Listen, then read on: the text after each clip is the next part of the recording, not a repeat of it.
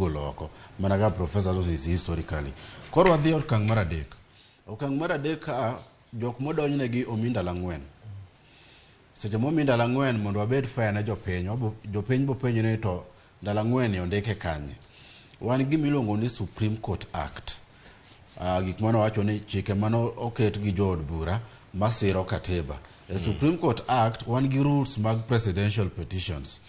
Presidential petitions gi nitiere rule nyaka kaka iband gini. Ineno kokete blue. Kik iwewe ni blue ni ne ana manyadhi moro mane professor Gino wacho ni odakete blue. Ng'ama odonjo tiyo gi blue. Mano ng'at ma odonjo. Ng'ama odonjo tiyo gi cover ma blue. Ng'ama odonjo ne tiyo gi cover ma green. Iwinjo. Amicus curiae or friend of the court tiyo gi red. Tiyo gi red. Amicus curiae tiyo gi red. Respondent kara ng'ama odonjo ne tiyo gi green. Ng'ama odonjo tiyo gi blue. Mago rules manitiere chik mok ne ng'ato nyalo wuok kata mana font ka ing'iyo spacing and all those things iwinja. Koro kwasea kanyo to jogi nigi 3 days, 4 days, ndalo 4. Ndalo 4 ibo expect ni respondents te bo file documents gi in green. Ka gise file green to gimbe gi serve.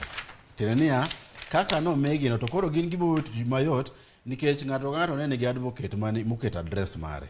Koro eto koro kodhi manyo jakom personally en odhi dhi e law firm kata jo advocates mane represent jogo emotero negi. Kosa dhi kamano then wan gi gimiluongo ni rejoinder bang' 24 hours. 24 hours ka jok mosedonjnegi osetero margi moserve.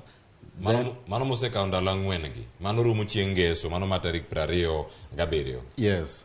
Koro tiende niya bang' ngeso ka jo Azimio oseyudo duoko mar jok mane gidonjonegi commissioners all those people kosetero to gimbe gin gi 24 hours.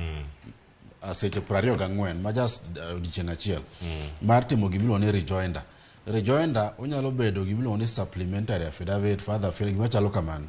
En affidavit ma duoko. To koro gimachielo mondo wang'e e duoko ni duoko en duoko machalo nade. Inyalo duoko mi wacho ni in isiro petition. Kaka commissioners 4 mano wacho niya ok giyie gimane Chebukati otimo.